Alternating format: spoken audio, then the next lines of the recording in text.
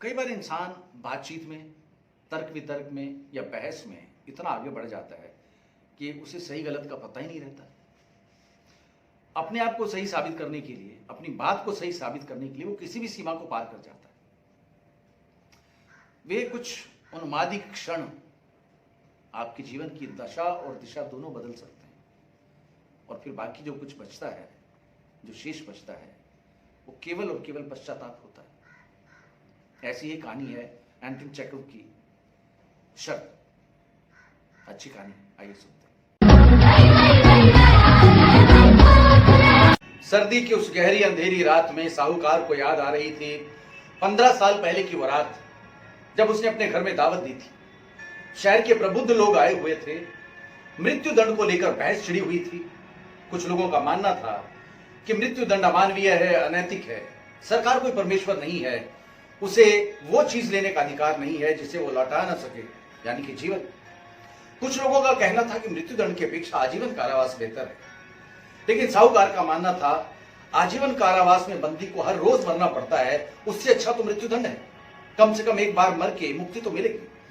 लेकिन एक युवा वकील का कहना था कि अगर उसे दोनों में से किसी एक को चुनना पड़े तो वो मृत्यु दंड की अपेक्षा आजीवन कारावास को चुनेगा, क्योंकि कम से कम वो जिंदा तो रहेगा। साहूकार को तैश आ गया। उसने कहा, आजीवन कारावास तो छोड़ दो, तुम अगर 5 साल भी कैद में गुजार दो तो मैं तुम्हें 2 करोड़ रुपए दूंगा। वकील भी जोश में था। उसने कहा, अगर तुम मुझे 2 करोड़ दोगे तो मैं 5 साल तो क्या 15 साल कैद में गुजार दूंगा। और बातों ही बातों में ये बेवकूफी भरी शर्त लग गई, पक्की शर्त, कि वकील 15 साल कोठरी में गुजारेगा, बंदी बन के रहेगा, और उसके रिहा होने के बाद साहूकार उसे 2 करोड़ रुपए देगा किसी भी हालत में। एग्रीमेंट तैयार हो गया। कोठरी में एक छोटी सी खिड़की रहेगी जिसके जरिए वस्तुओं का आदान प्रदान होगा। उसे किसी से मिलने की आज्ञा नहीं होगी, अखबार नहीं मिलेगा, पुस्तकें अवश्य मिलेंगी, सिगरेट और शराब भी मिलेगा। साहूकार को सब याद आ रहा था। साहूकार को याद आ रहा था उस युवा वकील का उस कोठरी में कैद रहना और उसका 15 साल का सफर। कैसे उसने अपनी कैद का पहला साल ऊब और अकेलेपन में गुजारा। वो रात भर पियानो बजाता रहता। फिर उसने हल्की फुल्की किताबें पढ़ी, कामोत्तेजक, सुखांतक और जो अपराध से संबंधित थी। दूसरे साल पियानो बजना बंद हो गया और उसने उत्कृष्ट साहित्य में रुचि लेना शुरू किया। 5वें साल में पियानो बजना फिर से शुरू हो गया था और उसने शराब की मांग की। वो अक्सर शराब पीकर बड़बड़ाता रहता। उसे कोठरी की खिड़की में से कई बार रोते हुए देखा गया और दीवारों पर सर पटकते हुए देखा गया। 6ठे साल में उसने दर्शन शास्त्र और इतिहास पढ़ना शुरू किया। वो इतनी तेजी से पढ़ने लगा कि 4 वर्षों में उसके पास 600 पुस्तकें पहुंचानी पड़ी। उसके बाद उसने बाइबल के न्यू टेस्टामेंट की मांग की, जिसे वो 1 साल तक पढ़ता रहा। इस बात से साहूकार भी हैरान था कि 4 वर्षों में 600 पुस्तकें पढ़ने वाला वकील उस छोटी सी पुस्तक बाइबल का न्यू टेस्टामेंट को 1 साल तक पढ़ता रहा। उसके बाद उसने ब्रह्म विद्या और धर्मों का इतिहास पढ़ना शुरू किया। आखिरी 2 वर्षों में उसने अंधाधुंध पढ़ाई की। रसायन शास्त्र, प्राकृतिक शास्त्र, प्राकृतिक विज्ञान और विश्व के उत्कृष्ट साहित्यकारों को पढ़ना शुरू किया। ऐसा लग रहा था जैसे वो किसी गहरे सागर में बहता जा रहा हो। उसके चारों ओर भग्नावशेष के टुकड़े बिखरे पड़े हों, जिन्हें वो अपनी रक्षा के लिए एक एक करके चुनता जा रहा। साहूकार को याद आ रहे थे वो 15 साल, और वो याद भी इसलिए आ रहे थे क्योंकि कल वो 15 साल पूरे हो रहे थे और कल उसकी रिहाई का दिन था। लेकिन इन 15 वर्षों के बाद अब साहूकार भी साहूकार नहीं रहा था। वो एक तरह से कंगाल हो चुका था और वो सोच रहा था कि कल वो मुझसे 2 करोड़ रुपए लेगा और मेरे सामने ऐश करेगा, ऐश का जीवन बिताएगा, और मैं अपनी बच्ची खुची संपदा को बेचकर उसे 2 करोड़ रुपए देकर कंगाल का जीवन, जिल्लत भरा जीवन जीऊंगा। ये साहूकार को मंजूर नहीं था। उसके मन में ख्याल आया, क्यों ना आज रात में उसे मार भी डाले। उसकी हत्या का शक तो मेरे चौकीदार पर ही जाएगा।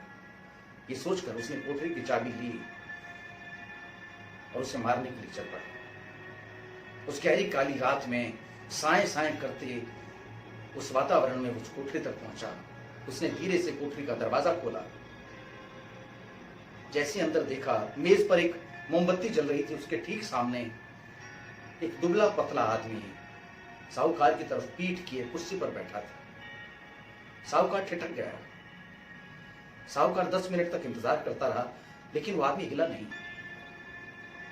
शायद 15 वर्षों ने उसे इस तरह बैठना सिखा दिया था। साहूकार धीरे धीरे करके उसकी तरफ गया। साहूकार सोच रहा था इसे मारना आसान नहीं होगा, क्योंकि वो बहुत दुबला पतला हो गया था, एक कंकाल जैसा। तो उसके सर और दाढ़ी के बाल चांदी की तरह सफेद हो गए थे। शरीर पर मांस का नाम निशान नहीं था, वो केवल हड्डियों का ढांचा था। साहूकार उसकी शक्ल देखने से बच रहा था, कहीं वो डर ना जाए उसकी शक्ल देखकर, कहीं ऐसा ना हो फिर उसकी हत्या न कर पाए। लेकिन साहूकार उसे मारने का विचार अपने मन में ला ही रहा था कि उसने मेज पर एक कागज देखा। साहूकार ने धीरे से उस कागज को उठाया। उसमें लिखा था, कल मुझे मुक्ति मिल जाएगी और अपने लोगों से मिलने का अवसर भी और अधिकार भी। परमेश्वर जो मुझे देख रहा है उसे साक्षी मानकर तथा अपने अंतःकरण से मैं कह रहा हूं कि मेरी ये मुक्ति, मेरा ये जीवन, मेरा ये स्वास्थ्य तथा अन्य सब कुछ जिसे तुम वरदान समझते हो, इन सब से मुझे विरक्ति हो गई। पिछले 15 वर्षों में ना तो मैंने पृथ्वी को देखा और ना ही पृथ्वी पर रहने वालों को, लेकिन इन पुस्तकों के माध्यम से मैंने सुगंधित सुरा का पान किया है। रात में प्रतिभाशाली लोग आकर मुझे कहानियां सुनाते थे। ये पुस्तकें मुझे माउंट एवरेस्ट की सैर कराती थी। इन्हीं के माध्यम से मैंने सूर्यास्त और सूर्योदय के दर्शन किए। कई शहर जलते और भस्म होते देखे, नए नए धर्मों के प्रचारकों को सुना और कई देशों पर मैंने विजय प्राप्त की। अब मैं कह सकता हूं मैं तुम सब लोगों से अधिक चतुर हूं। अब जबकि मैं इतनी पुस्तकें पढ़ चुका हूं, मैं इन पुस्तकों को भी तुच्छ समझता हूं। ये जानकर कि संसार का सारा ज्ञान व्यर्थ है, मैं इन पुस्तकों की भी उपेक्षा करता हूं। तुम्हारा ये सारा जीवन मृगमारीच का है और क्षणभंगुर है।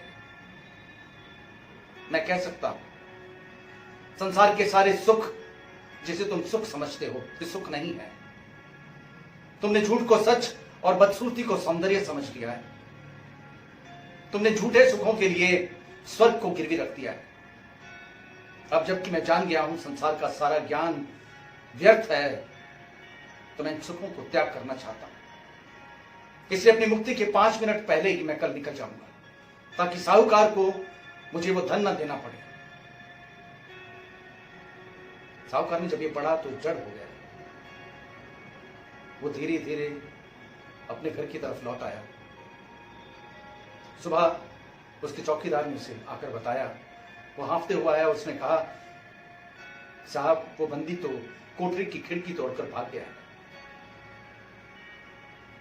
लेकिन दुनियादारी के लिहाज से उस कागज को लेना जरूरी था। इसलिए साहूकार उस कोठरी में गया और उस कागज को लाकर अपनी सेफ में, अपनी तिजोरी में बंद कर दिया। वो सोच रहा था इस सब से किसका फायदा हुआ? वो क्या था? मेरी अमीरी की सनक थी या उस युवा वकील की मदान लालसा?